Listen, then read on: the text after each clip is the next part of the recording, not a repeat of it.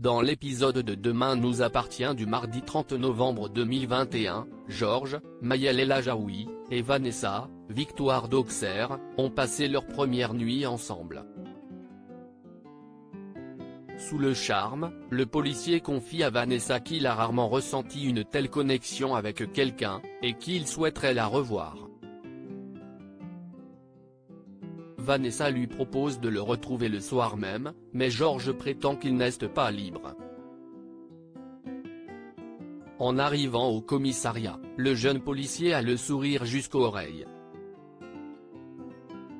Il confie à Damien, Adrien Robe, qu'il a passé la nuit avec Vanessa, mais Damien ne croit pas ses oreilles. Georges explique qu'en dessous de sa carapace, la serveuse du Spoon est une jeune femme délicate, douce et sensible. Pour lui, si est-il le début d'une grande passion. Le soir venu, Vanessa décide de surprendre Georges chez lui. Elle est surprise d'y trouver Mona, Catherine Benguigui, et comprend que Georges n'a pas osé lui dire qu'il vivait avec sa mère.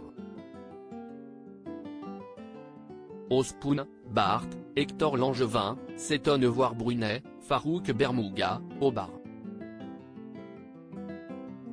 Il ignorait que ce dernier était sorti de prison. Le père de Timothée lui explique sa situation financière et lui demande de l'embaucher, mais Bart n'a pas de poste à pourvoir. Brunet décide de se tourner vers Flore, Anne Caillon. Au Little Spoon, il l'informe qu'il cherche du travail et demande si Alexandre Brasseur, n'aurait pas une place pour lui au mât. L'ostréiculteur répond que si, mais qu'il ne veut pas travailler avec un truand. Désespéré, Brunet décide d'accepter un poste de Père Noël. Sylvain, Arnaud Henriet, et Christelle, Ariane Séguillon, le surprennent dans son déguisement et prennent pitié de lui. Christelle décide de l'inviter à leur coming out de riche afin de lui offrir nourriture et chauffage. De son côté, Timothée, Grégoire Champion, Ménor, Saël de Figaredo, et Gabriel, Martin Mille, face à leurs contradictions. Les colocataires affirment qu'ils sont en couple, mais vivent ensemble et couchent ensemble.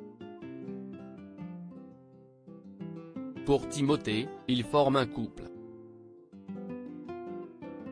Raphaël a une vision, Xavier se réveille à Saint-Clair, Anna, Maud Baker, surprend Raphaël, Jennifer Loret, en train d'étouffer Xavier, Charles Laure. Elle l'a fait sortir de la chambre avant que les infirmiers n'arrivent. De son côté, Rebecca, Victoria Abril, continue de chercher sa fille. Elle débarque chez cette dernière, mais Camille, Elisa Ezedine, et Maud, Sixtine Dutheil, essayent de la mettre à la porte. Elles sont persuadées que leur grand-mère a voulu tuer leur père, mais Rebecca affirme qu'elle n'a jamais voulu faire de mal à Xavier. Les adolescentes acceptent de la laisser attendre Raphaël dans le salon. Plus tard, Anna raccompagne Raphaël chez elle. L'avocate retrouve Rebecca et lui raconte ce qui est arrivé dans la chambre de Xavier. Rebecca lui suggère d'aller se coucher pour récupérer. Le lendemain matin, Chloé, Ingrid Chauvin, rend visite à Xavier, qui sort doucement de son coma artificiel.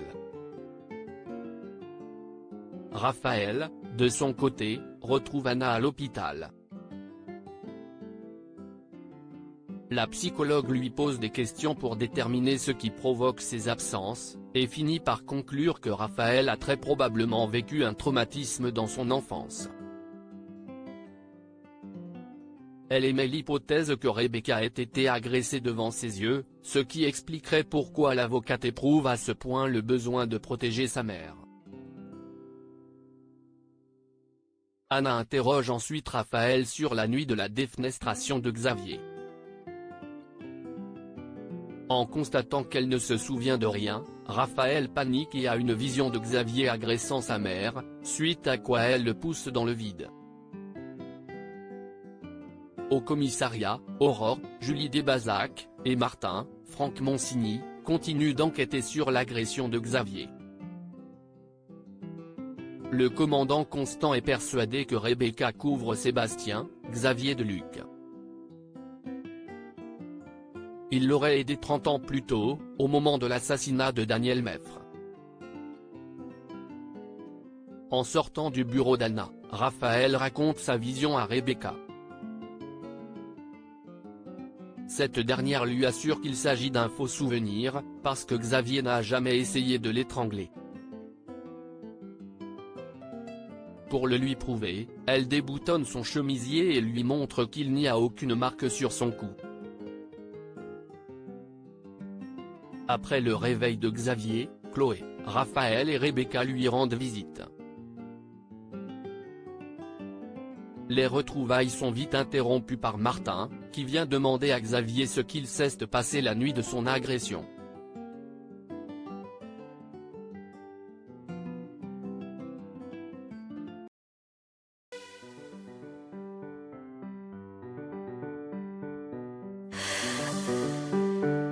나